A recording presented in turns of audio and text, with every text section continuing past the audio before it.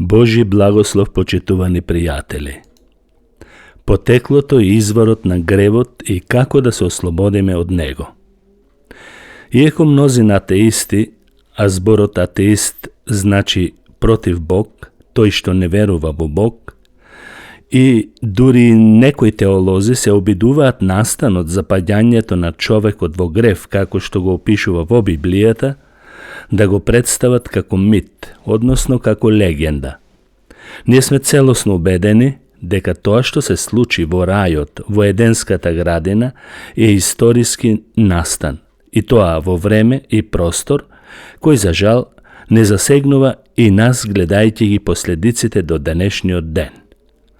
На првите страници од Библијата или во книгата Битие или прва Мојсеева книга читаме вака.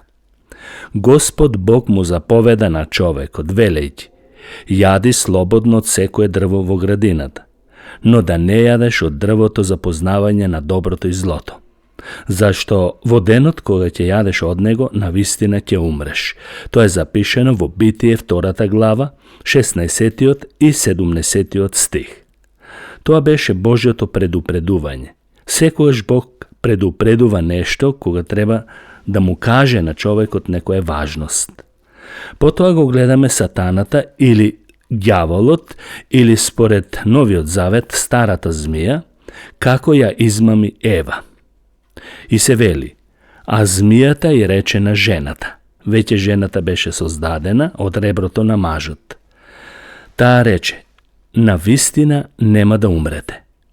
Туку Бог знае дека во оној ден кога ќе јадете од него, ќе ви се отворат очите и вие ќе бидете како Бог, распознавајќи го доброто и злото. И жената виде дека дрвото е добро за јадење, пријатно за очите и дрво пожелно за да се постане мудар, набра од неговиот плод и го јадеше. А му даде и на својот маж, Адам, кој беше со неа, па и тој јадеше. Ете, почитувани, причината и реалноста за секој грев и за секое страдање произлегуваат токму од овде, што се случи во Еденската градина. Оттаму дојдоа сите сомнежи во Божиот збор и сета непослушност на човештвото, смрт и пекол. Забележете сега што се вели овде. Змијата и рече на Ева. Навистина ли Бог рече? Што значат овие зборови? Тоа значи, тука гледаме или читаме првото искушение и вметнување сомнеж во Божите зборови. И затоа до денешен ден мнозина се сомневаат во Библијата, се сомневаат во Бог и не веруваат во него. Значи, првото нешто беше навистина ли Бог рече, да се вметне сомнеж во човечкото срце. Второто нешто, потоа ѓаволот рече: не, нема да умрете. Овде ја гледаме лагата. Во таа реченица гледаме дека човекот е поттикнат да не му верува на Бог, бидејќи змијата рече: не, нема да умрете. Дали навистина човекот не умира? Умира. Третото нешто што се случи и се вели во текстот: и јадоа. И двајцата, и мажот, и жената, и Адам, и Ева. Тука е вклучено акција. Вклучува целосна непослушност против Бог и подчинетост на таткото на лагата, на ѓаволот. Бог рече да не јадете, а тие јадоа. Ја гледаме првата непослушност. Четврто, сатаната или змијата и рече на Ева: ќе бидете како Бог. Тука гледаме дека гревот што го направија Адам и Ева е удар на Божјата власт и неговата управа. Ќе бидете нешто. Што? Како Бог, сметајќи дека ќе живеат независно, слободно, без неговото владење и без неговите заповеди. Но треба да се има предвид дека непослушноста на нашите прародители има последици и тоа катастрофални и со вечен карактер. Тоа значи сознанието на лична вина и грижа на совеста. Тоа ќе остане траен белег на човекот и на човештвото, бидејќи им се одзеде правото да бидат во Божја близина и се отуѓија, се сокрија од Бог, а тоа сокривање од Бог значи дека човекот ќе биде изгубен и скитник на оваа земја, живеејќи без Бог. Тоа е една од последиците.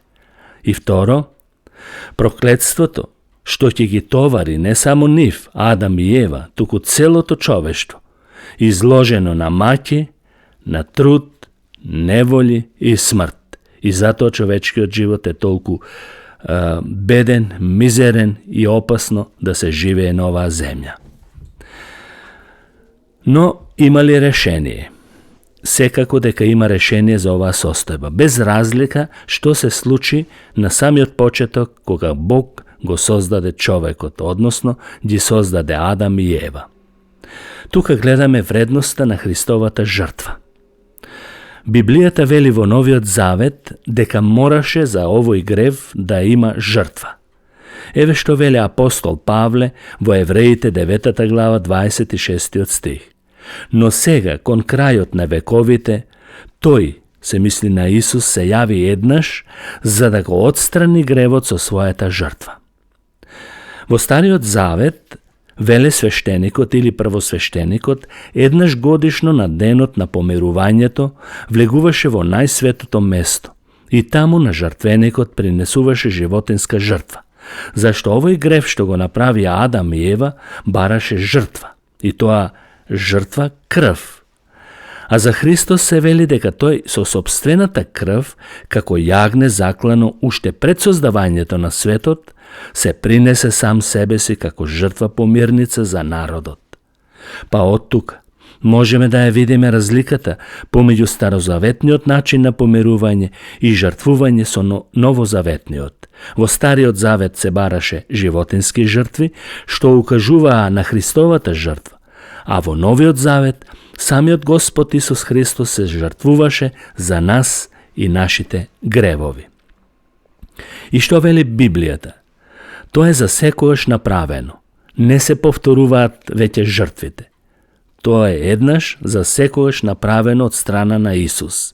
Зашто се вели Христос се појави еднаш за секогаш и не треба да се повторуваат истите жртви секоја година.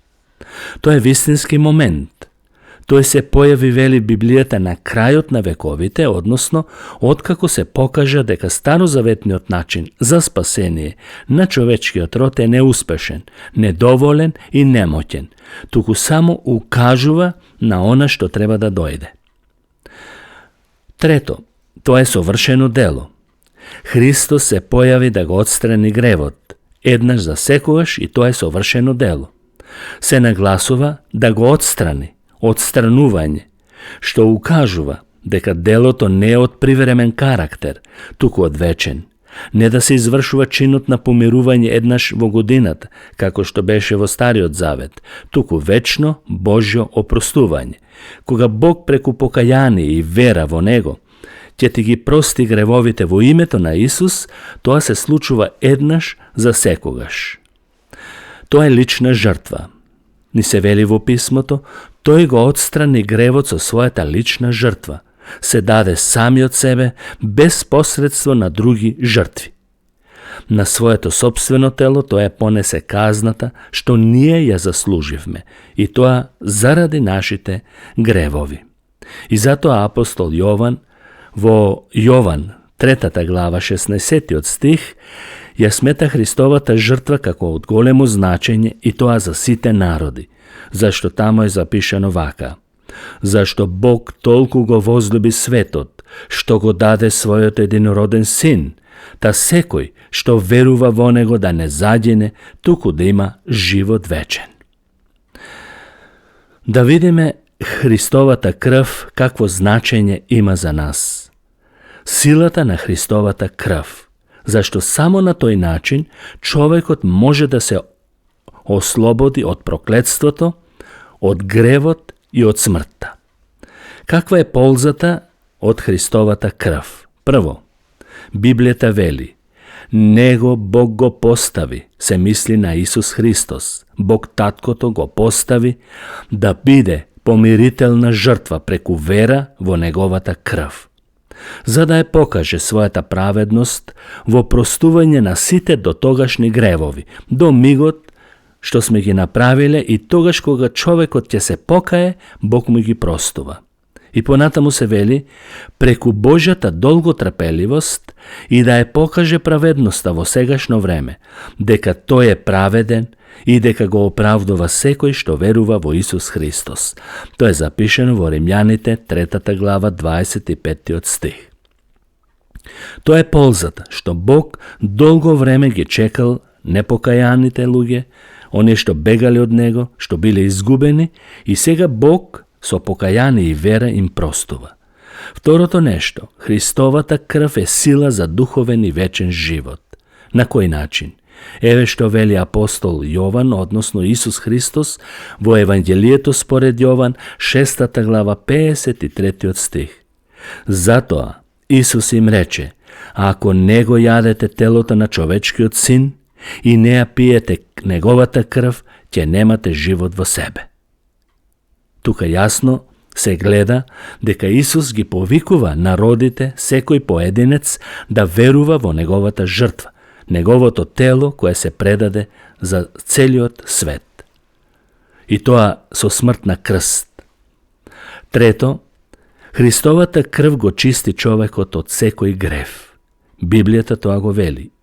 Вели апостол Јован, а ако одеме во светлина, како што тој е во светлина, имаме заедништво еден со друг. И крвта на неговиот син Исус Христос не очистува од секој грев. Тоа е запишено во 1 Јованово писмо, 1 глава, 7 стих. Забележете што вели овде. Крвта на неговиот син. Таа крв што се пролеа на Голгота, на крстот, каде што течеше од главата, од нозете, од рацете, од реброто, од стомакот, од секаде, бидејќи беше премногу мачен, таа крв не чисти од секој грев. Не постои таков грев кој што Бог не може да го прости. И затоа, например, во Стариот Завет се пренесуваа многу жртви, но сега еве што вели Павле. Иако крвта на јарците, биковите и пепелта од јуница, со која се попрскуваат нештата што се нечисти, осветува за чистење на телото, колку ли повеќе крвта на Христос, кој преку вечниот дух му се принесе сам себе си на Бог без недостаток, ќе очисти нашата совест од мртвите дела, за да му служиме на живиот Бог. Прекрасно. Тоа е запишено во Евреите 9 глава 13 и 14 стих. Четврто, Христовата крв осветува, те прави свет во Христос пред Бог. Апостол Петар вели вака: ние сме избрани според промислата на Бог Таткото, преку осветувањето на духот за послушност и поросени со крвта на Исус Христос. Милоста и мирот да ви се умножат.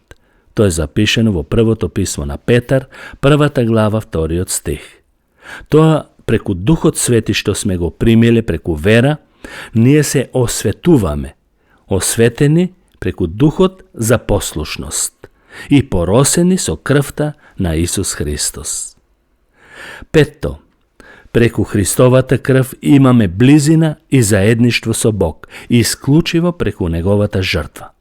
Еве што вели апостол Павле во 2 глава, 13 стих од писмото до Ефесјаните. А сега во Исус Христос, вие кои некогаш бевте далеку, станавте блиски преку Христовата крв. Само преку Христовата крв. И затоа Јован вели, и крвта на Исус Христос не чисти од секој грев.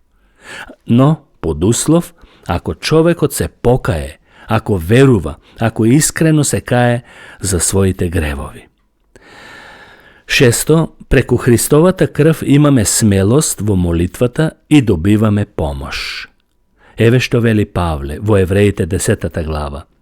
И така, браќа, кога имаме слободен влез во најсветото место преку крвта на Исус, кој ни го отвори новиот и животодавниот пат низ завесата, односно преку неговото тело, и откако го имаме врховниот првосвештеник Исус над Божиот дом, да му пристапиме со искрено срце и со целосна вера, со срца кои преку попрскување се очистени од лукава совест и со тело измиено во чиста вода.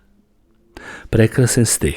Нашиот пристап треба да биде искрен, со целосна вера, попрскани со срца кои преку попрскување се очистени од лукава совест и со тело измиено во чиста вода. И седмо, последно, преку Христовата крв имаме победа над силите на злото и над старата змија, која што, или ѓаволот, кој што го вметна, кој што го вовлече целото човештво во грев. И ни се вели на крајот неговата судбина каква ќе биде. Тој нема да остане без казна. Еве што вели Библијата за него. И беше исфрлен големиот змеј, старата змија, наречена ѓавол и сатана, што го мами целиот свет. Беше фрлен на земјата и неговите ангели беа исфрлени со него. И тогаш слушнав силен глас кој зборуваше на небото. Сега дојде спасението и силата и царството на нашиот Бог и власта на неговиот помазаник Христос. Зашто е исфрлен обвинителот на нашите браќа, кој ги обвинуваше деноноќно пред нашиот Бог. И тие, се мисли на верните, на црквата, на воздобената црква, избраната, осветената, тие го победија со крвта на јагнето и со зборот на своето сведоштво. И не го засакаа својот живот се до смртта, предавајќи се заради Исус на самата смрт. Но, благодарение на таа Божја милост и љубов, почитувани, сега на сите луѓе во светот им се овозможува преку вера во таа Христова жртва крв да се ослободат од проклетството на гревот и да станат негови синови и ќерки. Библијата вели зашто смртта е плата за грев, но благодатниот Божи дар е вечен живот во Исус Христос нашиот Господ. Тоа е запишено во Римјаните 6 глава 23 стих. А апостол Јован вели: а на сите што го примија им даде власт да станат Божи деца, на оние кои веруваат во неговото име, кои не се родија ниту од крв, ниту од телесна поход, ни од волја на маж, туку од Бог. На Господ Исус Христос нека му е слава, што не ослободи од првобитниот грев, Адамовиот грев, и што станавме негови синови и ќерки. Амин.